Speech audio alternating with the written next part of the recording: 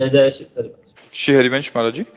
महाराज जी, भजन तो नियम से कर रहे हैं, परंतु भजन में तदात्म भाव नहीं हो पा रहा महाराज जी, उत्साह भी नहीं बढ़ पा रहा महाराज जी, क्या कोई अपराध है? नहीं, पूर्व पाप से हमारा जो मन मलिन है वो जब तक निर्मल नहीं होगा तब तक उसमें निष्कामता नहीं आएगी, कामनाएं बनी रहेंगी। और जब तक कामनाएं बनी रहेंगी तब तक भगवदानंद का अनुभव नहीं होता, और जब तक भगवदानंद का अनुभव नहीं होता तब तक उत्साह नहीं बढ़ता।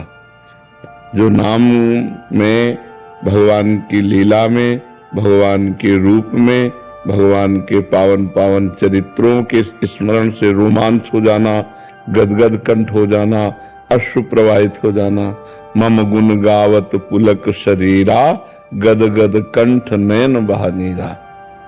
जो भगवान की प्रेम लक्षणा भक्ति है, जिसमें परम आनंद है, वो तभी आती है जब हृदय निर्मल होता है।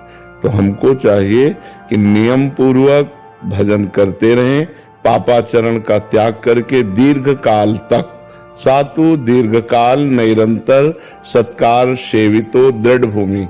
अगर दीर्घ काल तक निरंतर नियम पूर्वक भजन किया जाए तो हृदय पवित्र हो जाए, दृढ़ भूमि, फिर हमारी निष्ठा जागृत हो जाए, फिर भगवत चरणारविंद में हमारी प्रीति हो जाए। हमें लगे रहना चाहिए, हमें कभी किसी स्थिति में भजन छोड़ना नहीं चाहिए कि इतने दिन हो गए मुझे कोई अनुभव तो हो नहीं रहा, सामने विपत्तियां भी आ रही हैं, कोई सुख नहीं मिल रहा।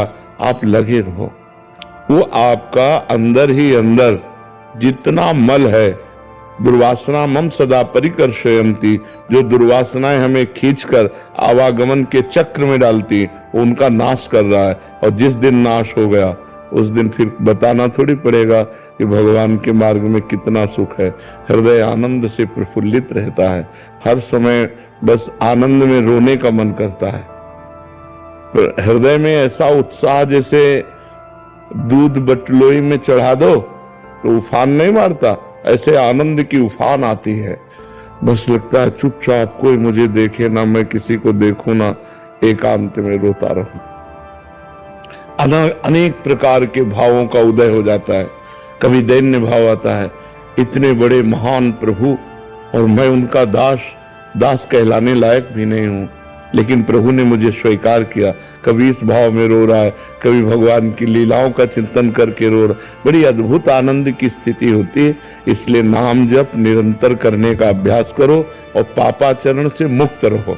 जो गलत आचरण है अगर उनको हम करेंगे तो हम जितना, जैसे गंगा नहाया और फिर गंदा आचरण कर लिया, फिर गंगा नहाया फिर गंदा आचरण कर लिया, तो गंगा नहाने का जो लाभ है वो हम नहीं समझ पाएंगे। नहाया धूल में लौट गए, फिर नहाया धूल में लौट गए, तो क्या फायदा हुआ। धूल में लौटना बंद करो और नहाओ, स्नान करो, तो आपको दिखाई देगा कि आप स्वच्छ हो रहे हैं। ऐसे ही पापाचरण का त्याग करो और खूब नाम जप करो, तब आपको दिखाई देगा कि हृदय निष्पाप हो रहा है, हृदय निर्मल हो रहा है। आपको अपनी उन्नति अनुभव में आएगी, जो अध्यात्म उन्नति है।